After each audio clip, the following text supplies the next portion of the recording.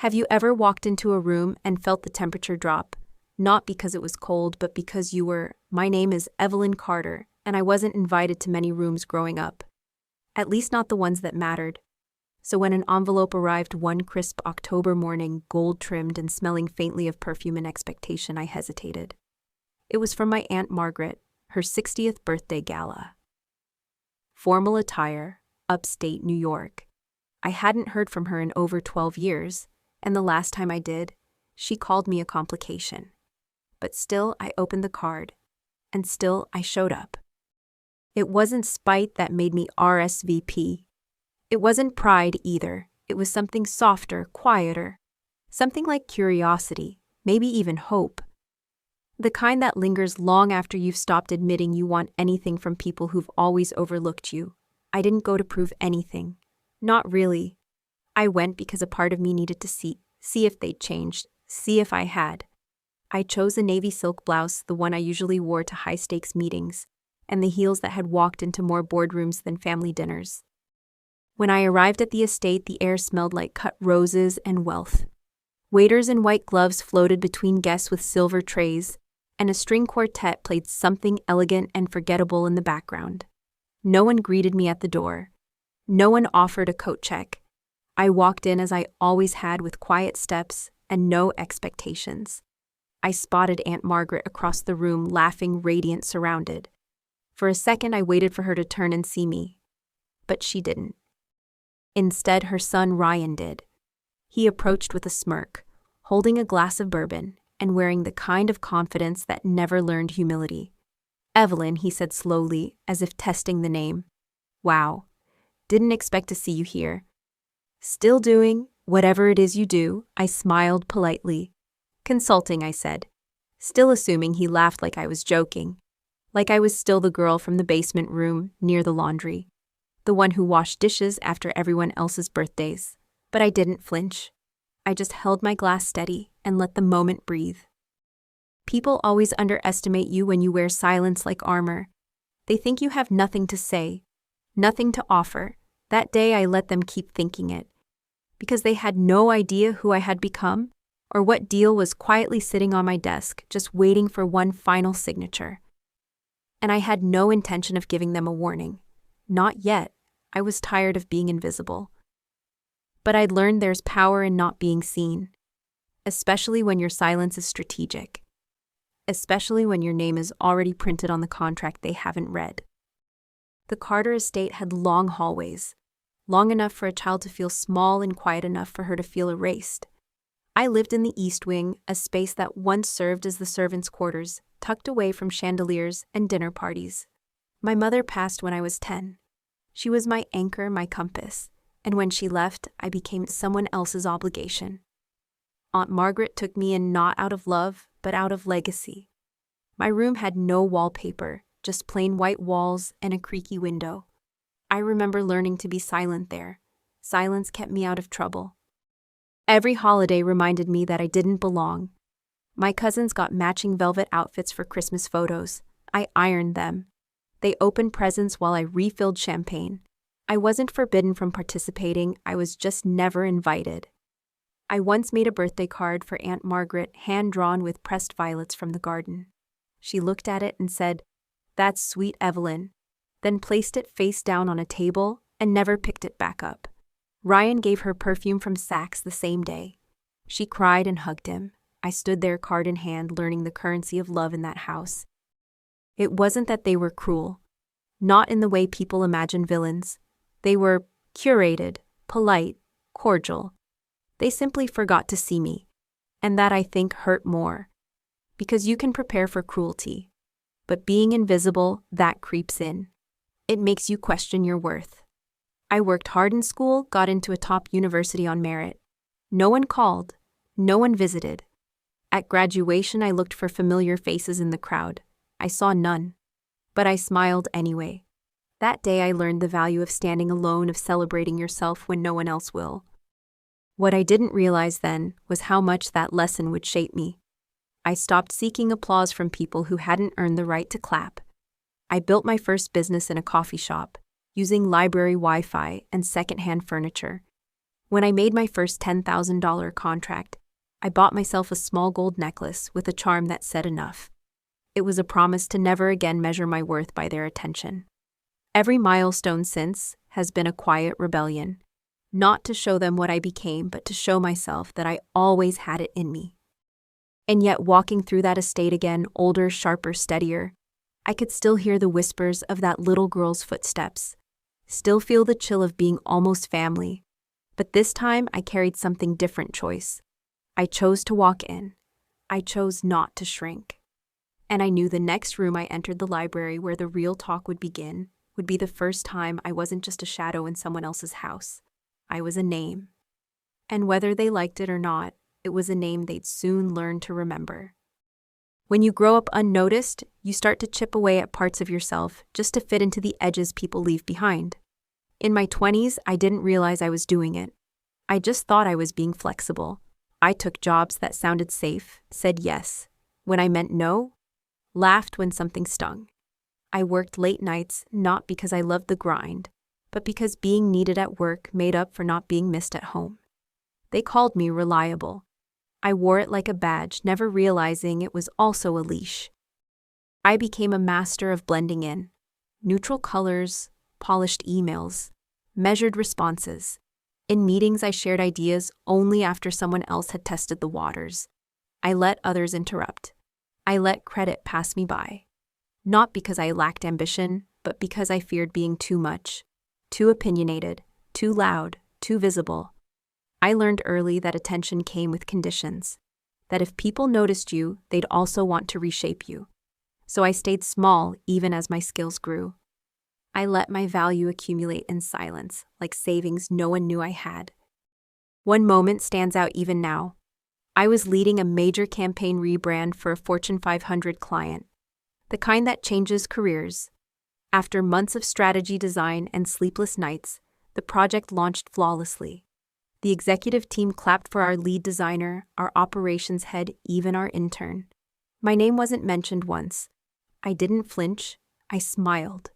But that night I sat on my apartment floor eating leftover Chinese and realized I'd made myself invisible even in my own success. That hurt. Not because they forgot, but because I had trained them to. That was the pivot. I started journaling again. I took voice lessons not to sing, but to learn how to take up vocal space. I stopped apologizing in emails. I replaced just checking in with following up with clarity. Small steps, but they added weight to my presence. And slowly, the erosion reversed. I wasn't trying to prove my worth to others anymore. I was reminding myself that I had one, that I always had. The lesson. If you build your life around other people's comfort, you'll disappear into it. And I was done being comfortable. That mindset shift changed everything. I left the agency and launched Carter Strategies on my own terms. No partners, no backers, just grit spreadsheets and a rented co-working desk. My first few months were terrifying, but I woke up excited. I negotiated without apology. I designed deals that didn't just earn money, they built leverage. And I never again let someone else introduce me in a room without correcting the record. I may have walked in quietly, but I made sure to leave echoes. And that echo was about to reach a familiar house once again, only this time I wasn't asking to be seen. I was there to be remembered. There's a strange sort of freedom in being underestimated. When people assume you're harmless, you're free to move without scrutiny. You can observe, plan, and act before they ever realize you're not the quiet girl in the corner anymore. For years, I let people see me as supporting staff, the consultant, not the strategist, the advisor, not the decision maker.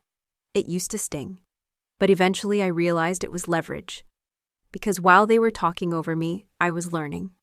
While they were dismissing me, I was collecting information they didn't think I'd understand until I did. The Carter family business had been floundering for years. Hidden behind marble walls and last names with weight, they wore success like a costume. But balance sheets don't lie. I came across the first red flag by accident, an outdated vendor contract that ran through a shell company I'd once audited. Curious, I dug deeper. Turns out 3 subsidiaries tied to their capital group were losing money fast.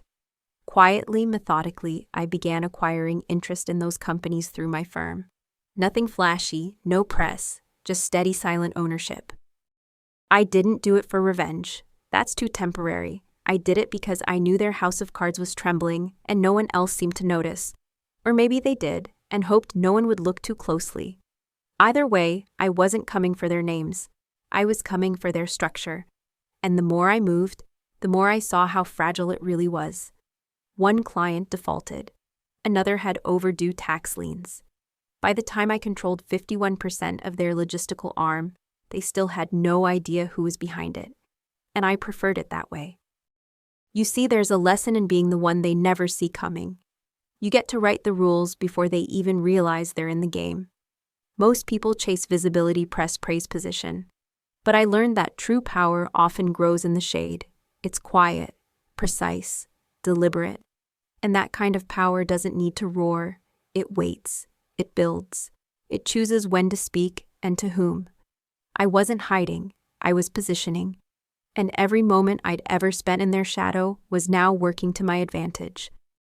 Which brings us back to that gala, the place where I was introduced as Margaret's niece from the other side of the family. The room saw me as a polite stranger. But just across the room stood the groom's father, Robert Langford, CEO of Langford Holdings, and lead investor in the Carter Group's latest capital raise. He turned when he heard my last name. And suddenly the air shifted. His assistant leaned in, whispered something, then pulled out her phone. I didn't have to move. I just sipped my champagne and waited. Because sometimes the most powerful move isn't entering loudly. It's standing still while the ground moves toward you. The fireplace crackled softly, filling the marble parlor with an old warmth that felt more curated than comforting. It was there that Robert Langford stood swirling a glass of amber scotch, engaged in quiet conversation with two other men in tailored gray. He wasn't loud, but people listened when he spoke. I'd studied his face in business magazines, watched interviews where his voice never wavered. So when he turned at the sound of my name, Carter, he didn't smile. He squinted, tilted his head slightly, and asked the question that changed the temperature of the room. As in Evelyn Carter of Carter Strategies. The air didn't still, it froze. Conversations kept going, but I could feel the silence beneath them, a collective pause, hidden in polished laughter and string quartet melodies. Across the room, my cousin Ryan stopped mid-sentence and followed Langford's gaze toward me. His brow furrowed. I took another sip of champagne. My heart didn't race. I had trained for this. Let them wonder. Let them whisper. I wasn't the one out of place anymore. I was exactly where I'd meant to be. And for the first time, they were the ones unsure of the script. Langford didn't approach right away. He turned to his assistant, said something too quiet to catch, and she immediately began typing on her phone. I could guess the search terms. Evelyn Carter, CEO. Carter Strategies ownership records. Langford Holdings merger. Across the decades, across all the birthdays I had stood quietly at the edge of this, was the moment I had prepared for without even knowing it. Not to be admired, but to be undeniable. Not to be celebrated, but to be calculated into the equation. Aunt Margaret passed me without looking up, still chatting with the mayor's wife. Ryan's smirk had faded, replaced with a flicker of something sharper, confusion, maybe even dread. The family had built their world on perception, who you're seen with, where your name appears. But they never once asked where mine had gone. Never wondered why I stayed so quiet. Now the quiet was roaring back in ways they didn't know how to mute. A lesson, really, when you spend your life ignoring someone. Don't be surprised when they learn to build without you and build bigger. Later that evening, as dessert trays floated by, I noticed Langford glancing my way again, brows furrowed. He wasn't just curious now, he was cautious. And that was the difference between men who read balance sheets and men who understand them. I didn't need to approach him. I knew eventually he'd come to me. And when he did, the conversation would no longer be about family.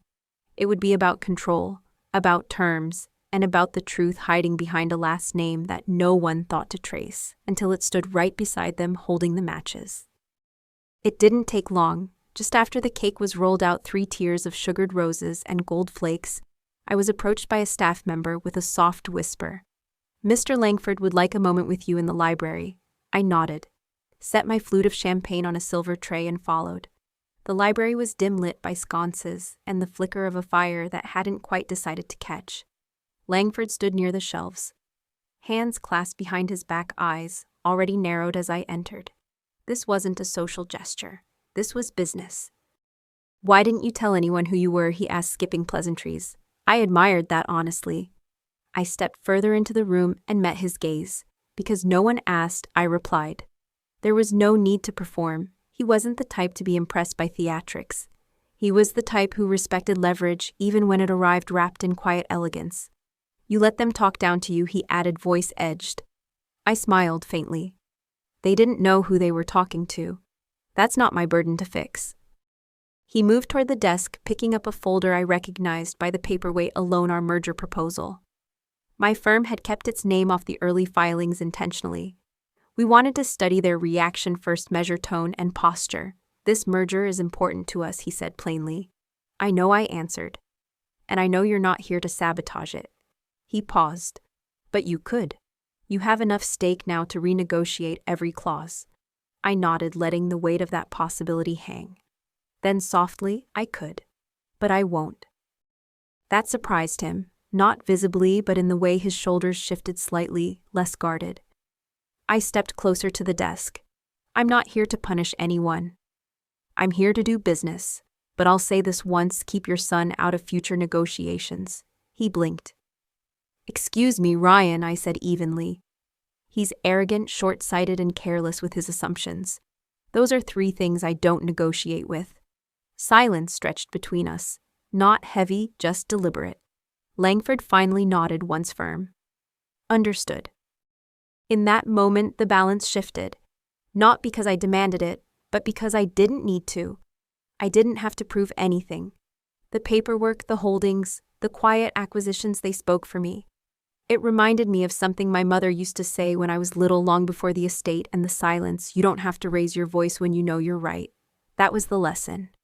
And that was the moment I realized I didn't need a seat at their table. I already owned the ground it stood on. As I left the library, the hallway seemed smaller somehow, the walls less intimidating. Laughter echoed faintly from the party I had just stepped away from, but it no longer had the same pull.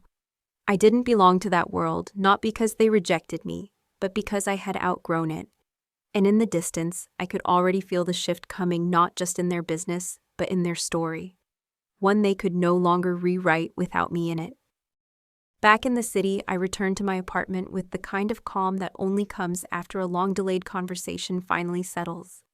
I could have stopped there, papers signed, deal, closed, leverage solidified. But something sat quietly in my chest, heavier than victory. I looked over the 3 properties we'd acquired in the merger, old buildings, in underfunded neighborhoods, originally set to be liquidated.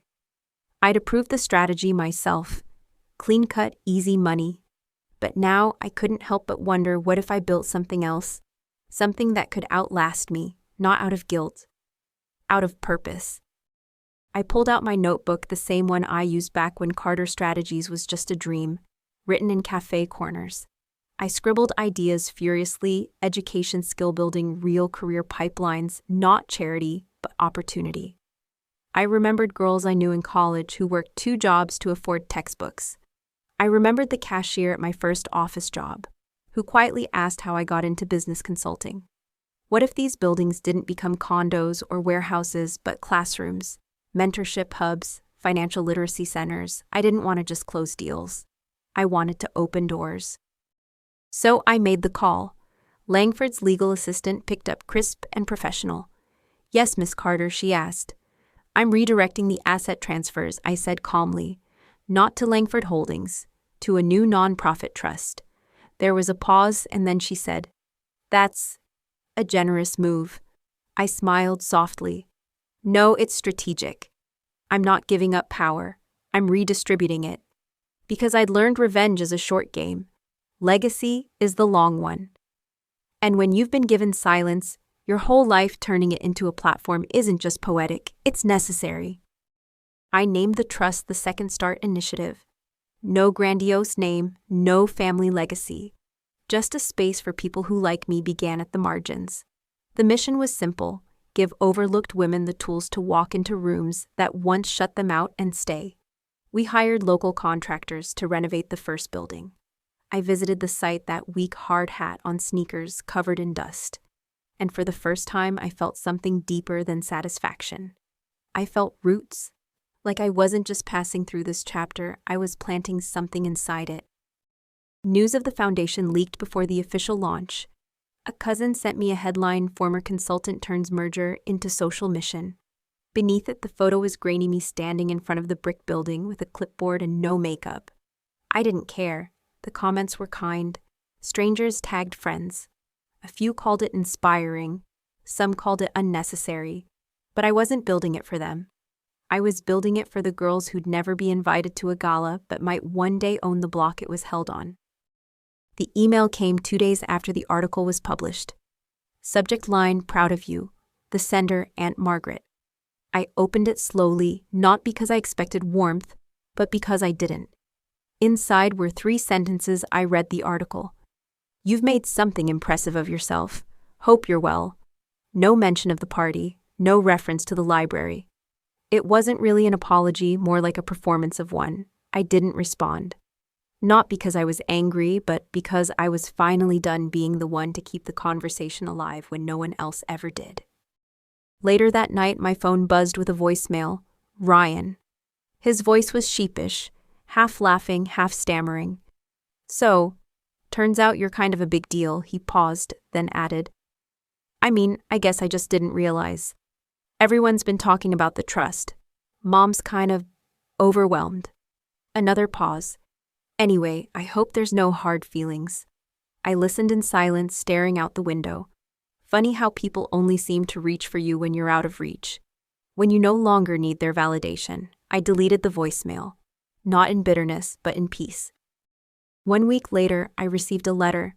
A real one. Cream envelope. Gold script. The handwriting was familiar. Serena. My cousin who used to borrow my notebooks, but never invited me to her wedding. Inside was a soft, tentative message. She said Troy had apologized. That she hadn't realized how much I had accomplished.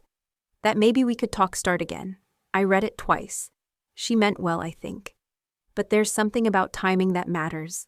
Sometimes kindness delayed feels more like obligation than care. And sometimes when people finally see you, it's already too late. It made me think of all the times I used to crave moments like this. The imagined apologies, the grand revelations, the family dinners where someone finally said, "We were wrong." But real life doesn't tie bows that neatly. Growth doesn't come with applause. And closure isn't something others give you, it's something you decide to live inside. The lesson, don't wait for people to recognize your worth. Build a life that reflects it so clearly they can't deny it, even if they're too late to be part of it. I didn't write back, but I kept the letter, not as a keepsake, but as a marker. Proof that I had crossed into a chapter where I no longer needed to explain who I was. I wasn't cruel. I was simply done trying to be invited into spaces I'd already outgrown. And when a former board member sent me a handwritten note saying, "You earned that room's attention without raising your voice," I smiled. Because maybe in the end, power isn't about volume. It's about quiet certainty and knowing when the story no longer needs your reply to move forward. On a quiet Sunday morning, I walked to the Hudson River, scarf tucked under my chin.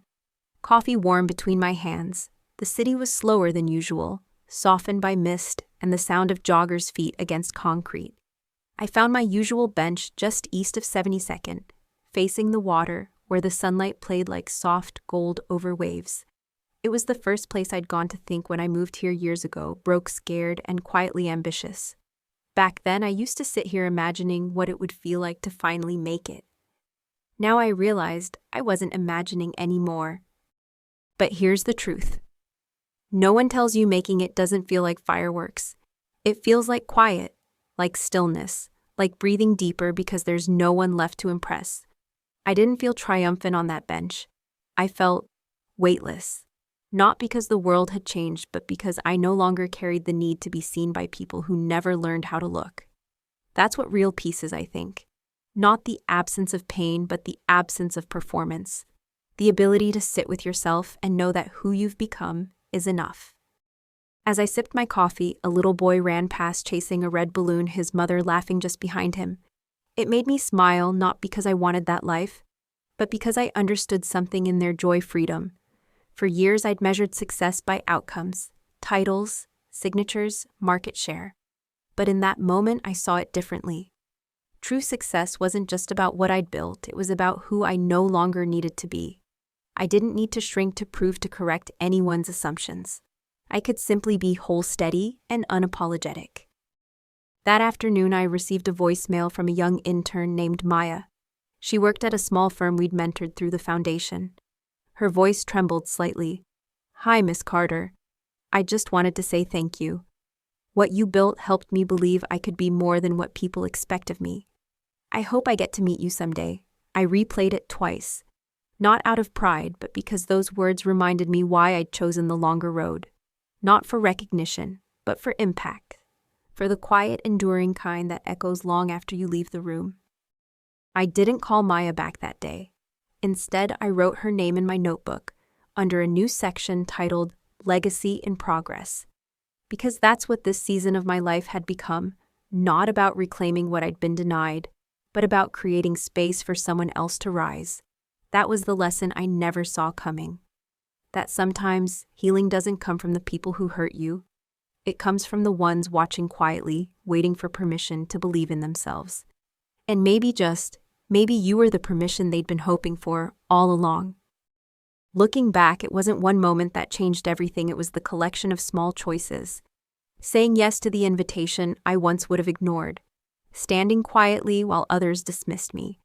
Walking into the library instead of walking away. Each decision added a layer to the woman I'd become. I wasn't the niece from the edge of the family tree. I was the one who planted a new forest. And I didn't need to burn bridges. I rerouted the current, rewrote the ending, and left behind something far louder than applause impact. I think we all carry a version of Evelyn inside us, the part that's been overlooked, talked down to boxed in by someone else's narrative. Maybe it's in your job, your family, or even your own reflection. And maybe you've been waiting for someone to finally see you, to say you matter. But here's the truth, you don't need their permission to become unforgettable. You just need your own. The day I stopped performing for rooms that never clapped was the day I found my voice and made it count where it mattered most. From the cold hallway of my aunt's house to the warm hum of a leadership academy under renovation, this journey has taught me that power doesn't always show up in headlines. Sometimes it walks in softly, signs the papers, and leaves a better world behind. The applause fades. The legacy doesn't. If you're building something today, whether it's a dream, a voice, or just the courage to begin, don't stop. Keep going. Because someone's watching. And one day they'll tell a story that starts with you. If this story made you feel seen, even just a little, I hope you'll share it. Leave a comment and tell me what room have you stepped into lately, even when it felt like you didn't belong. Hit the like button if you've ever had to rebuild yourself quietly. And subscribe if you believe that the strongest voices aren't always the loudest, they're the ones that choose to rise, over and over, with kindness and fire both. Because this isn't just a story about me, it's a story about all of us, and the ending it's still being written.